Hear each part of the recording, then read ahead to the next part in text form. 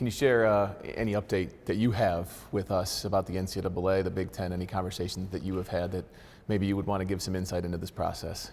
Nothing new to add. Clearly stated my position, and just not allowed to talk about it at this time.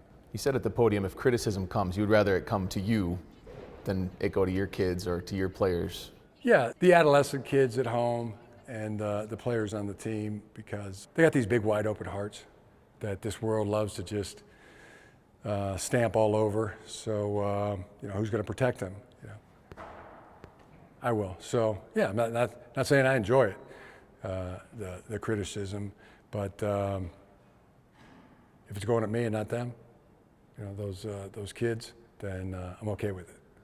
Your team, these players, have earned a lot of praise. 9-0 at this point, dealing with a bit of adversity in that Purdue game and then overcoming it. And again, it's another lopsided win. What impressed you most about the way, again, your team held Purdue scoreless in that third quarter and then really put a stamp on the victory in that second half?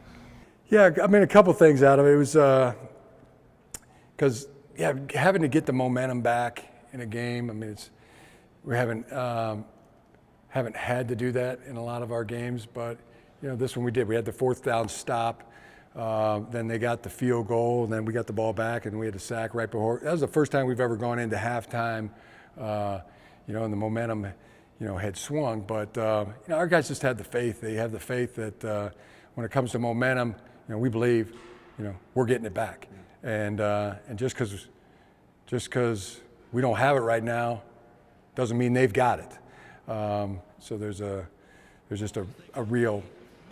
You don't flinch, you just keep rolling, and then one of the guys, one of the makers of the magic is going to make it happen. Samaj Morgan, that long touchdown, he was one. Roman's one. We've talked about all the guys: Chris Jenkins, Jalen Harrell, Will Johnson is playing lights out football, and it's so awesome to see. From the first play of the game. Throughout the game, it was lights out, interception, tackles, PBUs, and then just tremendous coverage. For years, the narrative about you coaching an offense is he's just so old school. All they do is run the ball. This year, you open it up, let JJ do his thing. The arm is there, the talent is there, the results are there, and now people are wondering why you're not running the ball more. JJ's getting close to now. He just passed Tom Brady in passing yards. He's getting close to passing you. What do you have to say about the way the passing attack has really led this offense lately? Well, JJ's been elite. Our receivers outstanding as well. I mean, we have two receivers, one tight end, running back, all with 24 receptions or more. Getting the ball to the playmakers, and JJ has proved to be, maybe the ultimate playmaker right now. 9.7 yards total offense per play. 9.7. That's 2 yards more than any offensive player in the history of Michigan football. It's pretty significant. 11 points higher in quarterback rating currently than any quarterback in the history of Michigan football. And like you said, I've just passed up Tom Brady in passing yards, and Tom Brady turned out to be a pretty good quarterback. and next is me, ironically. So 87 more yards.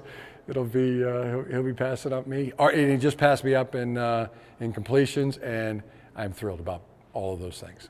There were breakdowns in the pass protection. 3 sacks, I know not something you guys want to have and want to get him hit. Yeah. Penn State leads the country in sacks. How much of a point of emphasis will that be this week in tightening that up? Huge point of emphasis. Really, every phase of our football, is a huge point of emphasis. Going into a game, going into a big game, we treat all those. We give every single game that we go into, total respect, our total focus, one-track mind because we got to play good. James Franklin has his team off to another good start. Manny Diaz on the defensive side of things, that's really been their calling card. I mean, if you look at every statistical category, Penn State is right there. What do they do so well on defense that makes them a tough task for your offense? Oh, really, super talented, really good, aggressive scheme, and their team is very confident.